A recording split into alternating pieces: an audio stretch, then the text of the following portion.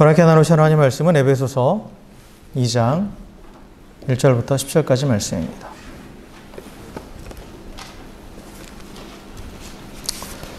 에베소서 2장 1절부터 10절까지 말씀 다 한 절씩 교독합니다. 그는 허물과 죄로 죽었던 너희를 살리셨도다.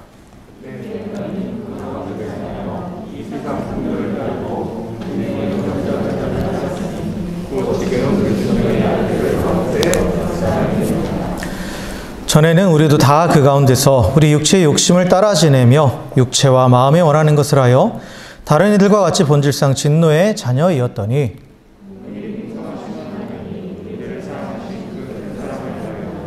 허물로 죽은 우리를 그리스도와 함께 살리셨고 너희는 은혜로 구원을 받은 것이라.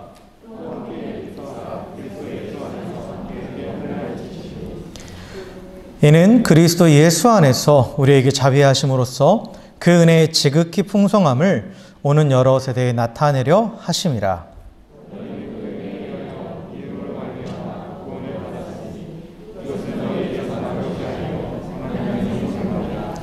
행위에서 난 것이 아니니 이는 누구든지 자랑하지 못하게 함이라.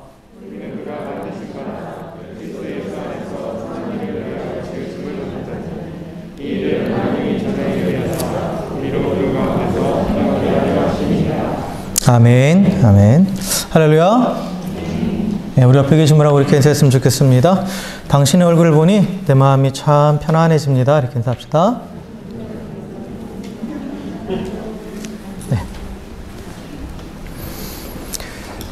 네, 우리 계속해서 에베소 2장 1절부터 10절의 말씀을 가지고 구원, 하나님의 선물이라는 제목으로 좀 말씀을 나누고 있죠. 오늘 그 네 번째 시간입니다. 우리가 지금까지 나눴던 말씀을 간단하게 한번 리뷰를 해보면, 먼저 우리가 구원받기 전에 우리의 상태에 대해서 얘기를 드렸죠. 우리는 허물과 죄로 죽어 있었다. 죽어 있었어요. 그래서 본질상 진노의 자녀들이었다라고 그랬죠. 진노의 자녀들이었다. 그런데 하나님께서 본질상 진노의 자녀로 영원한 죽음을 향해 나아갈 우리를 불쌍히 여기셨다라고 했죠. 그래서 하나님께서 우리를 불쌍히 여기셔서 그래서 우리에게 하나님의 사랑, 그 자비와 은혜를 베풀어 주셨죠. 그래서 자비와 은혜를 베풀어 주셔서 하나밖에 없는 아들 예수님을 이 땅에 보내주셔서 예수님의 십자가의 죽으심으로 부활하심으로 우리의 모든 죄를 속량하셨다, 구속하셨다라고 말씀을 드렸습니다. 그래서 예수 그리스도를 통해서 우리 모든 죄의 문제를 해결하신 거죠. 해결하셨어요. 그래서 누구든지 이제 믿음으로 예수님과 연합한 사람은 구원받았다라는 거죠. 그래서 하나님께서 그리스도와 함께 살리셨고 그리스도와 함께 일으키셨고 그리스도와 함께 하늘에 앉히셨습니다. 그렇죠? 그래서 저를 비롯한 여기에 있는 우리 모두는 예수님을 나의 주님과 그리스도로 믿으며 영접한, 그래서 그리스도와 연합하여 구원받은 성도입니다. 구원받은 하나님의 백성이죠. 그러하게 그리스도 안에서 구원받은 우리는 더 이상 죄와 사망 아래 있는 것이 아니라 죄와 죽음의 권세에서 벗어났고, 그리고 이제 하나님을 향해서 살아있고, 그리고 또한 이 땅이 아닌, 세상이 아닌 하늘에 속한 자가 되었습니다. 그렇죠? 그래서 거기까지가 이제 우리가 지난주까지 한 말씀을 간단하게 지금 요약한 거예요. 자, 그런데 여기서 이제 우리가 한 가지 또 생각을 해봐야 돼요. 사실 하나님의 이제 구원에 대해서, 구속의 사역에 대해서는 여기까지가 다 끝난 거예요. 끝났는데 여기서 지금 우리가 생각해 봐야 될 게 뭐냐면, 왜 하나님께서 우리를 구원하셨는가? 물론 하나님이 우리를 향하신 구원의 동기는 우리를 불쌍히 여기시고 긍휼히 여기시는 건데, 그런데 그거는 이제 동기고, 하나님의 모티베이션 동기인데 어떤 목적을 가지고 계신가? 우리의 구원을 통해서 하나님이 사실 인간을, 죄 가운데 있는 인간을 싹 쓸어버리시고 다시 만드셔도 돼요. 그러잖아요? 그러셔도 돼요. 근데 그러지 않으시고 성경에 보면 창세전부터 놀라운 구원의 계획을 정말 하나의 한 채 오차도 없이 치밀하게 세우시고 역사를 통해서 그걸 하나하나 이루어 가시잖아요. 그러니까 사실 저의 생각으로 너무 머리가 아플 것 같아요. 근데 그 모든 것들을 한 채 오차도 없이 다 실행하시고 결국은 완성하셨잖아요. 그리고 지금도 행하고 계시죠. 왜 그러셨을까?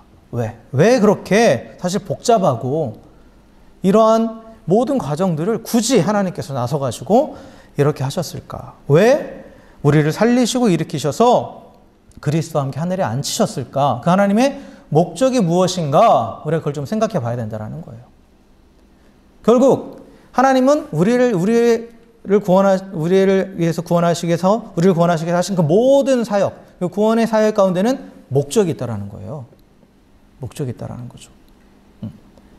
그리고 이것을 아는 것은 왜 중요하느냐? 우리를 구원하신 하나님의 목적을 알아야 구원받은 우리의 삶의 목적이 거기와 맞춰지는 거예요. 그렇죠? 우리가 구원받았다고 하는데, 그래서 새롭게 태어났다고 하는데, 그런데 여전히 우리 삶의 목적은 구원받기 이전과 똑같아요. 그럼 그건 구원받은 게 아니죠, 어떻게 보면. 이전으로 돌아가는 거잖아요. 이전으로 돌아가는 거죠. 그래서 우리가 이전과는 다른 목적, 이전과는 삶의 방향을 가지고 나아가야 되는데, 그것을 알기 위해서는 하나님 우리를 구원하신 목적을 알아야 된다는 거죠. 그 목적이 무엇인가? 오늘 사도 바울은 오늘은 이제 7절의 말씀을 한 절을 가지고 오늘 말씀을 나눌 텐데, 7절을 뭐라고 시작하냐면 이는이라고 말해요. 이는이라는 단어로 시작하죠. 사실 이 7절은 앞에 6절과 붙어 있어요. 그래서 4절, 5절, 6절, 7절은 서로 하나예요. 하나인데 결국 하나님께서 우리를 그리스도 예수 안에서 살리시고 일으키시고 하늘에 앉히셨다. 이는 하고 연결이 되는 거예요. 근데 그 이는이라는 말은 영어 성경에 보면 in order that이라고 되어 있습니다. in order that. 이 뜻이 뭐죠? 무엇을 위하여. 그죠? 어떠한 목적을 가지고라는 뜻이죠. 그러니까 하나님께서 그리스도 예수 안에서 우리를 살리시고 일으키시고 또 하늘에 앉히신 것은 목적이 있다라는 거예요. 그 하나님의 목적이 있다라는 거죠. 그래서 그 하나님의 위대한 목적, 그것이 무엇인가? 그것을 살펴볼 때 우리는 우리에게 베푸신 그 하나님의 구원의 의미를 더 풍성하게 깨닫게 되는 거예요. 그러니까 구원이라는 건 어떤 개인적으로 내가 죽어서 천국 가는 이 차원을 뛰어넘는, 그것을 넘어서는 하나님의 원대한 계획이 있다라는 거죠. 원대한 계획이 있다라는 거예요. 그래서 그 하나님의 목적을 깨달을 때, 그 원대한 목적을 깨달을 때 구원받은 우리가 그럼 어떤 존재인가? 그리고 그럼 어떻게 살아야 되는가? 이것들을 우리가 깨닫게 되고 결국은 이 땅을 살아가는 우리의 인생관과 가치관이 변화될 수 있다는 거예요. 그래서 진정으로 새로운 피조물이 되는 거죠. 새로운 피조물이 된다는 거예요. 자, 그렇다면 이 하나님의 구원에 담긴 그 하나님의 목적이 무엇인가를 살펴볼 때 7절에서 이는 하고 그 뒤에 나오는 문장이 이렇게 되죠. 그리스도 예수 안에서 우리에게 자비하심으로써 그 은혜의 지극히 풍성함을 오는 여러 세대에 나타내려 하심이라 라고 되어 있어요. 그죠? 이게 지금 이제 하나의 문장으로 이렇게 연결해서 이렇게 해석을 하다 보니까 사실 잘 와닿지 않죠. 근데 여기서 핵심적인 동사는 뭐냐면 나타내려 하심이라는 거예요. 하나님께서 뭔가를 나타내시고자 하신다라는 거죠. 뭔가를 나타내시고자 하신다라는 거예요. 근데 무엇을 나타내고자 하시느냐? 그 은혜의 지극히 풍성함을 나타내고자 하신다. 근데 무엇으로써? 그리스도 예수 안에서 우리에게 자비하심으로써 그 하나님의 은혜의 지극히 풍성함을 나타내고자 하신다라는 거예요. 그럼 이게 무슨 의미인가? 라고 봤을 때 그리스도 예수 안에서 우리에게 자비하심으로써 이 문장을 잘 해석을 해야 돼요. 그래야 이제 그 은혜의 지극히 풍성함과 연결이 되고 그것이 결국 하나님이 나타내시고자 하시는 것이 무엇인지가, 그 하나님의 목적이 무엇인지가 우리가 이제 보여지는 거죠. 여기서 보면 그리스도 예수 안에서 우리에게 자비하심으로써, 그리스도 예수 안에서는 그리스도 예수 말 그대로 예수님 안에서, 예수님을 통해서예요. 예수님을 통해서 하나님이 하신 뭔가가 있어요. 그게 이제 우리에게 자비하심으로써라는 이 말로 표현되어 있는데 여기서 자비하심이라는 단어 있죠. 여러분 영어 성경 가지고 계신 분들 보세요. 여기 자비하심은 우리가 생각하는 그 자비하고는 좀 달라요. 자비는 영어는 이제 mercy죠. 근데 영어 성경에 보면 kindness나 goodness로 해석이 되어 있어요. 그러니까 우리가 하나님의 사랑이 우리 가운데 표현되는 두 가지 방식, 은혜와 자비라고 얘기했잖아요. 그때 말하는 그 자비와 이 자비하심은 좀 달라요. 그러니까 원어적으로 다릅니다. 원어적으로도 달라요. 그래서 여기서 이 자비하심으로 번역된 이 헬라어 원문을 찾아보면 이게 뭐로 되어 있냐면 크레스토테스라는 단어로 되어 있어요. 크레스토테스. 근데 우리가 하나님의 성품을 나타내는 자비는 헬라어로 엘레오스예요. 엘레오스. 그러니까 서로 다른 단어를 쓴 거죠. 다른 단어를 쓴 거예요. 그래서 이게 무슨 뜻인가 한번 이렇게 찾아보니까 이게 어떤 하나의 어떤 특정한 단어가 아니라 그것이 의미하는 게 뭐냐면 죄인들을 향한 하나님의 은혜로운 태도와 행동들, 이렇게 그 의미가 그렇게 정리가 되어 있어요. 그러니까 하나님의 어떠한 그 죄인들을 향해서 하나님이 어떠한 태도를 취하시는가 보여주는 그 은혜로운 태도들, 그리고 그들을 위해서 행하시는 하나님의 은혜로운 모든 행동들을 다 포함해서 여기서 자비하심이라고 그렇게 얘기하는 거예요. 그러니까 이 안에 다 들어가 있는 거예요.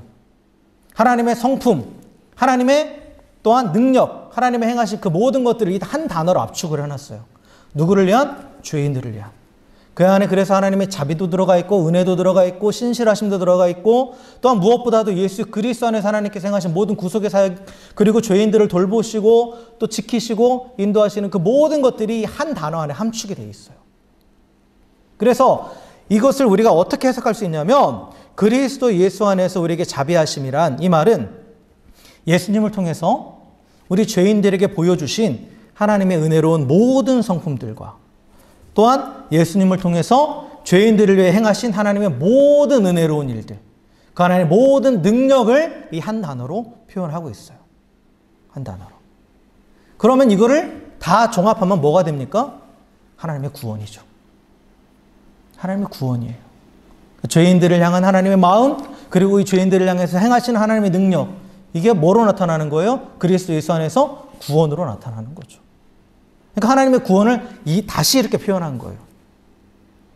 그런데 그 하나님의 구원 안에 뭐가 있다? 하나님의 은혜가 계속해서 나오죠. 은혜. 은혜로운 성품, 은혜로운 일들. 그 둘이, 은혜와 은혜가 만나니까 뭐가 돼요? 지극히 은혜로운 게 되는 거예요. 그래서 하나님의 구원 안에 있는, 하나님의 구원의 사역 가운데 있는 지극히 은혜로운 하나님의 은혜의 풍성함을 나타내고자 하신다라는 거죠. 그러니까 하나님께서 구원 사역을 통해서 이 모든 예수 그리스도와 함께 우리를 살리시고 일으키시고 하늘에 앉히신 이 모든 것들을 통해서 하나님께서 나타내고자 하시는 게 뭐다? 하나님의 지극히 크신 은혜. 한마디로 말하면 하나님의 모든 성품과 하나님의 모든 능력을 다 보여주시겠다라는 거예요. 그걸 나타내기 원하신다라는 거죠. 그래서 이 하나님의 구원은 지극히 풍성한 하나님의 은혜를, 하나님의 모든 성품과 하나님의 모든 능력을 나타낸다라는 거죠. 그럼 하나님의 모든 성품과 하나님의 모든 능력은 한마디로 말하면 하나님 자신이에요. 하나님의 존재라는 거죠. 그래서 구원의 사역을 통해서 하나님은 하나님 당신을 드러내시고, 이것을 우리는 또 신학적으로 뭐라고 표현하느냐? 하나님의 영광이 나타난다라고 표현하는 거예요. 그래서 하나님이 우리를 구원하신 목적은 뭐냐? 그 모든 것들을 통해서 오고 오는 모든 세대, 여기서 모든 세대는 장래의 모든 세대, 영혼을 말하는 거예요. 영원토록. 그리고 이 세대라는 것은 눈에 보이는 세대뿐만 아니라 눈에 보이지 않는 세계까지, 그 모든 세계까지 영원토록 하나님의 영광을 나타내려 하신다라는 거죠. 그게 하나님 우리를 구원하신 목적이라는 거예요. 그래서 하나님께서 정말 창세전부터 계획하시고 예수님을 통해서 모든 것들을 실행하시고 성령님을 통해서 지금도 그 구원의 사역을 이뤄가고 계시는 거예요. 무엇을 위해서? 하나님의 영광을 나타내시기 위해서라는 거죠. 하나님의 영광. 그래서 영광이라는 단어, 우리가 이제 하나님께 영광 돌린다, 뭐 하나님 영광 받으세요, 이런 표현을 많이 쓰잖아요. 근데 사실 영광이라는 단어가 한마디로 어떻게 보면 정의하기 좀 미묘해요. 왜냐하면 쓰일 때마다 좀 다르게 쓰이거든요. 근데 지금 여기서 강조하고 있는 하나님의 영광이라는 단어는 뭐냐면 하나님의 성품 자체, 하나님 그 자체예요. 하나님의 본질. 그래서 하나님이 가지고 있는 모든 성품과 또한 모든 사역 가운데 나타난 하나님의 능력, 결국 하나님 당신을 드러내는 것, 하나님의 존재 자체를 드러내는 것이 바로 하나님의 영광입니다. 영광이에요. 그래서 하나님은 결국 우리를 구원하심을 통해서 하나님 당신을 드러내신다라는 거예요. 하나님 당신을 드러내신다라는 거죠. 그럼 구원은 결국 뭐라고요? 하나님의 영광을 나타내는 거라고요. 이제 그런 결론이 나오죠. 그러니까 우리가 구원받는 것이 하나님의 영광을 나타내는 거라는 거예요. 어떠한 원리냐? 왜 구원이 하나님의 영광을 나타내느냐? 구원과 하나님의 영광이 어떤 관계에 있느냐? 이거를 우리가 그 의미를 알아보기 위해서는 다시 이제 창세기로 돌아가야 됩니다. 창세기 1장, 2장에 보면 하나님께서 천지를 창조하시죠? 창조하시는 장면이 쭉 나와요. 근데 하나님께서 말씀으로 또 하나님의 능력으로 모든 피조물들을 만드셨죠. 그리고 하나님 만드신 모든 피조물 안에는 하나님의 흔적이 남아있어요. 하나님의 성품과 하나님의 능력이 남아있죠. 그죠? 그래서 로마서 1장 20절에 보면 바울은 이렇게 말합니다. 창세로부터 그의 보이지 아니하는 것들, 곧 그의 영원하신 능력과 신성이 그가 만드신 만물에 분명히 보여 알려졌나니 라고 말해요. 여기서 그는 하나님이죠. 하나님의 영원하신 능력과 신성, 성품이 하나님 만드신 피조물에 분명히 보여졌다, 나타났다라고죠. 그래서 그것을 우리가 계시라고 합니다. 계시. 하나님은 당신이 만드신 이 우주 만물의 모든 피조물을 통해서 당신을 드러내세요. 하나님 드러내시죠. 그러니까 모든 피조물 속에는 하나님의 성품과 하나님의 능력의 흔적이 남아있다라는 거예요. 남아있다라는 거죠. 마치 이제 그 예술 작품들 보면, 이렇게 그림들 막 보면 그 그림에 어떤 작가만의 어떤 흔적이 남아있죠. 그래서 그 그림을 보고 이 작가가 누구라고 판정을 내리잖아요. 그렇죠? 작가들이 자기만의 흔적을 남겨요. 그러니까 아주 대놓고 흔적을 남기는 경우는 그림 구석이나 이런 데 조그맣게 사인을 남기는 경우도 있고, 그게 없다고 하더라도 저는 미술의 전문가는 아니지만 어쨌든 붓터치의 방향이나 또 색을 배합하는 그런 자기만의 그 작가만의 특징들이 그림 속에 나타나죠. 그렇죠? 예술품 안에 나타나요. 작품 안에. 작품이라는 건 그래서 결국은 그 작품은 누구를 나타내는 거예요? 그 작품을 만든 그 작가를 표현하는 거죠. 그 작가를 그대로 나타내 주는 거예요. 그러니까 작품 안에는 그 작가의 고유한 흔적이 남아있다는 거죠. 글을 봐도 그래요. 소설이나 글을 봐도 그 쓰는 사람의 흔적이 남아있죠. 그 사람만의 독특한 문체라는 게 남아있어요. 그러니까 흔적이 다 남아있다는 거예요. 모든 피조물 안에는 창조한 사람의 그 조물주의 흔적이 남아있다는 거죠. 여러분 인생에 우리 가장 그 훌륭한 작품은 뭐예요? 여러분 자녀들이죠. 그죠? 여러분 자녀들 안에 여러분 흔적이 있죠. 볼 때마다 깜짝깜짝 놀래요, 저는. 우리 혜인이하고 집사님 볼 때마다 놀래기도 하고, 우리 우리 집사님 네는 붕어빵 공장이고, 자식을 보면 부모를 알죠. 선율이를 보면 김석중 집사님이 생각이 나고, 응? 그러니까 외적으로 부모의 요소를 그대로 가지고 있죠. 흔적을 가지고 있어요. 또한 성격적으로도, 내적으로도 부모의 흔적을 가지고 있죠. 그러니까 그 흔적들이 남아있다라는 거예요. 그 흔적이. 그래서 이와 마찬가지로 모든 피조물들은 그 안에 하나님의 흔적이 있다는 거죠. 그래서 하나님을 드러내는 존재예요. 그래서 하나님께서 우주 만물을 만드실 때, 천지를 창조하실 때 하나님께서 보시기에 좋았더라라고 표현하잖아요. 첫째 날에 뭘 만드시고 보시기에 좋았더라. 쭉 하고 보시기에 좋았다라는 표현이 나와요. 이 보시기에 좋았다라는 것은 첫째는 하나님의 의도대로, 하나님이 계획하신 대로 만들어졌다라는 거예요. 근데 하나님의 의도와 하나님의 계획은 뭐냐? 그 안에 하나님이 드러나는 거예요. 드러나는 거예요. 그래서 하나님 만드신 피조물들 안에 하나님이 드러나기 때문에 하나님께서 보시기에 좋았더라라고 그렇게 말씀하시는 거죠. 근데 하나님이 만드신 모든 만물 중에 하나님 보시기에 심히 좋았더라라고 하는 피조물이 있죠. 그게 바로 누굽니까? 인간이에요. 우리 인간이죠. 그죠? 인간은 처음부터 하나님께서 아예 작정하고 하나님의 모양과 형상대로 만드셨죠. 그렇죠? 하나님 모양과 형상대로 만드셨다고 성경 분명히 그렇게 기록되어 있어요. 그래서 하나님은 그렇게 인간을 하나님의 모양과 형상대로, 즉 하나님을 완전히 보여주는, 투영하는 존재로 만드신 거예요. 그리고 또한 하나님께서는 인간을 만드시고 인간에게 사명을 주셨죠. 무슨 사명을 주셨어요? 하나님 만드신 모든 만물들을 다스리는 사명을 주셨어요. 이게 다스린다라는 게 뭐냐면 내 마음대로 한다라는 게 아니라 하나님 뜻대로, 그 하나님의 뜻에 순종해서 그 모든 만물을 다스림으로써 하나님의 영광을 드러내는 그 일을 맡기신 거예요. 그러니까 인간은 그 자체로도 하나님의 영광이고, 또한 하나님이 지으신 만물을 다스리면서 하나님의 영광을 나타내는 존재예요. 그렇기 때문에 하나님께서 보시기에 심히 좋았더라라고 그렇게 말씀하시는 거죠. 말씀하세요. 그러니까 원래 인간은 하나님의 영광 그 자체이자 또한 하나님이 주신 모든 만물들을 다스리면서 하나님의 영광을 나타내는 존재로 그렇게 지음받았어요. 자, 그런데 여기에 이제 사탄이 등장하죠. 사탄이 인간을 유혹해 타락시킨 목적이 뭔지 아세요? 아담과 하와를 이제 유혹해서 타락하게 하잖아요. 죄를 짓게 하잖아요. 근데 사탄이 아담과 하와를 타락시킨 목적은 죄를 짓게 한, 범죄하게 한 근본적인 목적은 그들을 불행하게 만들기 위해서가 아니에요. 그들을 죽이기 위해서가 아니에요. 하나님의 영광을 가리기 위해서 그런 거예요. 하나님의 영광을. 사단은 처음부터 어떤 존재예요? 하나님을 대적하는 자죠. 대적하는 자예요. 하나님을 반대하는 자예요.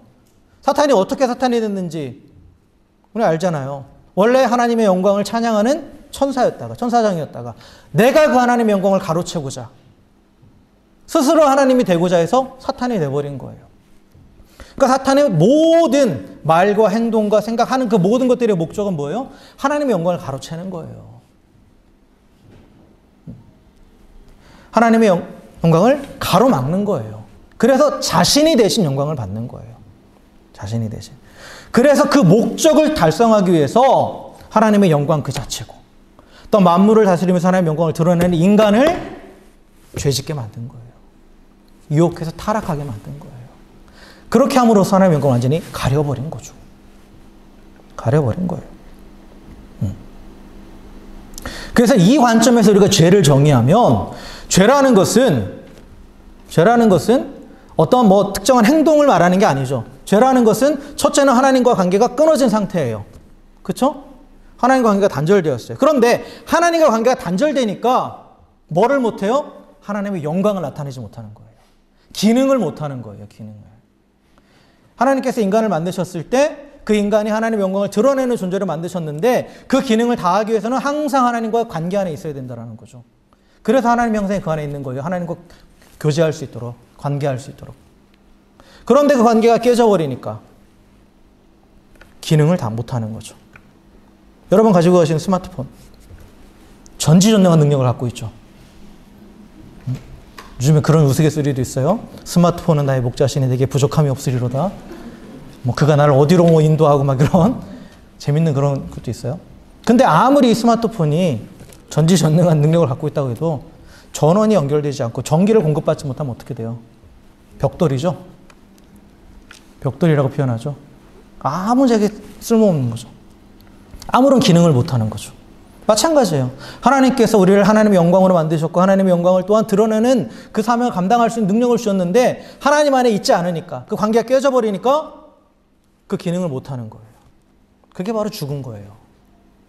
죽었다라는 건 뭐예요? 아무런 기능을 못하는 거죠.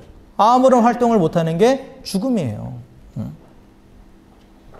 그래서 로마서 3장 23절에 보면 모든 사람이 죄를 범하였음에 하나님의 영광에 이르지 못하더니 라고 말하고 있죠.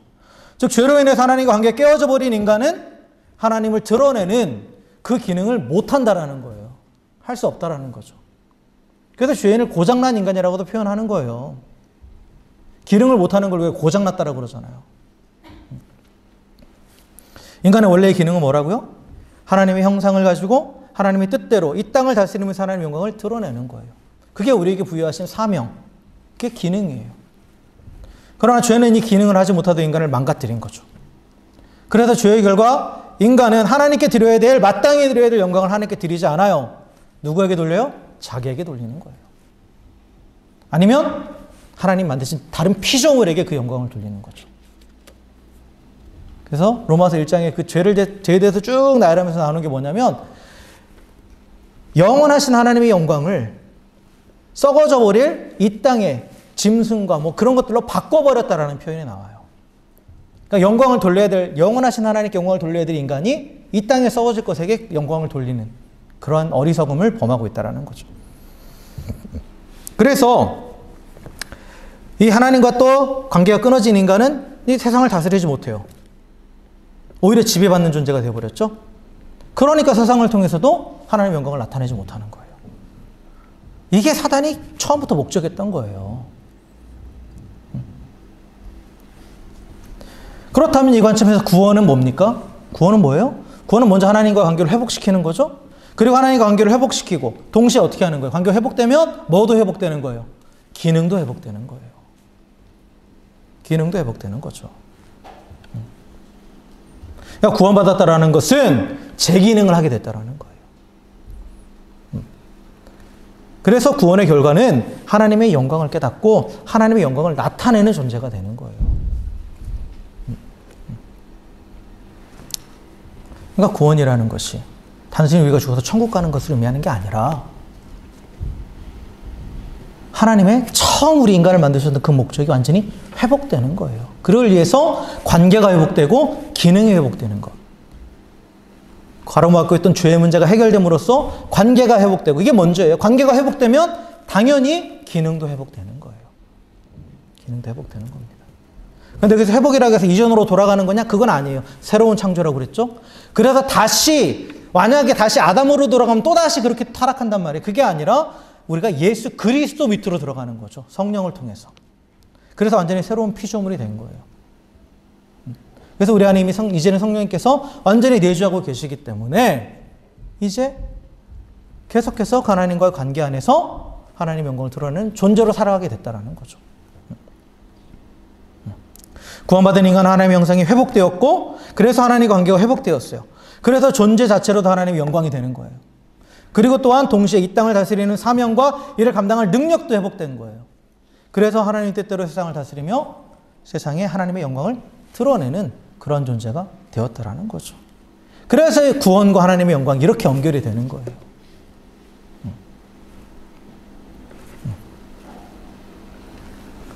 그렇기 때문에 구원받은 우리 성도의 삶은 달라야 되는 거죠. 그죠? 하나님과 관계가 회복되었고, 그리고 그 회복된 관계 안에서 정말 하나님과 꽁냥꽁냥 이게 아니라, 물론 그것도 있죠. 그 관계 안에서. 근데 그렇게 관계를 맺는 목적은 뭐예요? 이유는 주신 기능을 잘 감당하려고. 즉 사명이라는 것을 감당하는 거예요. 삶의 모든 현장 가운데에 정말 하나님의 성품과 하나님의 능력을 드러내는 그러한 존재로 살아가는 거죠.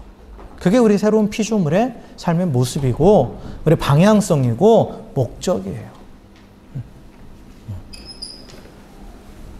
자, 말씀을 정리합니다. 우리는 하나님의 은혜로 구원받았습니다. 그래서 그리스도 예수 안에서 하나님의 관계가 회복되었습니다. 그런데 우리를 구원하신 하나님의 목적은 거기서 끝이 아니라고 그랬죠. 하나님과 관계를 회복시키신 하나님은 동시에 우리가 가지고 있던 본래의 기능, 즉 하나님의 영광에 대고 하나님의 영광을 드러내게 하는 그 기능도 회복시켜 주셨습니다. 그래서 하나님 우리를 통해서 모든 세대에, 또한 보이는 세계와 보이지 않는 세계 가운데 하나님의 영광을 나타내십니다. 이게 구원에 담겨있는 하나님의 목적이에요. 그러하기에 성도는 세상에 하나님을 나타내는 어떻게 보면 창의 역할을 하고 있는 거죠. 창의 역할을 하고 있어요.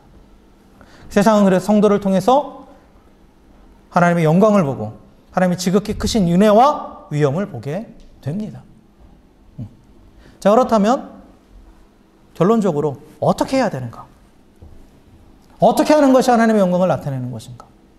하나님과 관계 안에서 기능을 회복했다고 하는데, 그러면 그 기능을 어떤 식으로 우리가 보여줘야 하나님의 영광이 나타나는가? 요한일서 4장 11절 12절에 보면, 사랑하는 자들아 하나님이 이같이 우리를 사랑하셨은즉 우리도 서로 사랑하는 것이 마땅하도다. 어느 때나 하나님을 본 사람이 없으되 만일 우리가 서로 사랑하면 하나님이 우리 안에 거하시고 그의 사랑이 우리 안에 온전히 이루어지느니라 라는 말이에요. 우리 안에 계신 하나님이 어떻게 나타난다고요? 우리가 서로 사랑하면. 그죠? 서로 사랑하면 나타난다는 거예요. 마태복음 5장 16절에서 예수님 이렇게 말씀하시죠. 이같이 너희 빛을 사람 앞에 비치게 하여 그들로 너희 착한 행실을 보고 하늘에 계신 너희 아버지께 영광을 돌리게 하라. 우리의 착한 행실을 통해서. 여기서 착한 행실이라는 것은 도덕적으로 착한 일을 그걸 의미하는 게 아니에요. 착하다라는 건 선하다. 선하다라는 건 하나님의 뜻을 따르는 거예요. 하나님의 뜻을 따라 행함으로, 즉 우리에게 주신 세 계명, 내가 너희를 사랑한 것이 너희도 서로 사랑하라는 그 세 계명을 우리가 따라 살아감을 통해서 우리 안에 있는 그 하나님의 영광이 빛이 세상에 드러난다는 거죠. 이게 하나님의 목적에 맞게 살아가는 새로운 피조물된, 성도된 삶의 모습입니다. 그래서 하나님의 뜻을 분별하고 그 뜻을 행할 때 즉 서로 살아가는 하나님의 뜻을 따라 행할 때 우리를 통해서 하나님의 영광이 나타납니다. 우리를 통해 모든 사람들이 하나님의 위대하심과 지극히 크신 능력을 보게 될 것입니다. 그리고 우리 안에 있는 빛, 그 하나님의 영광을 보고 또한 열방이 주께 돌아오게 될 줄 믿습니다. 그러기 우리는 구원받은 성도로서 하나님의 영광을 나타내고자 하시는 그 하나님의 목적이 우리의 삶의 목적이 되기를 주의 이름으로 축원합니다. 그래서 하나님의 선하신 뜻을 따라서 서로 사랑함으로 내 안에 계신 하나님을 세상에 나타내면서 또 구원에 합당한 삶, 그로 인해서 또한 기쁨과 평안함을 누리는 참된 행복을 누리는 그런 복된 삶을 살아갈 수 있는 우리 모두가 되기를 다시 한번 주의 이름으로 간절히 축원합니다. 함께 기도하겠습니다.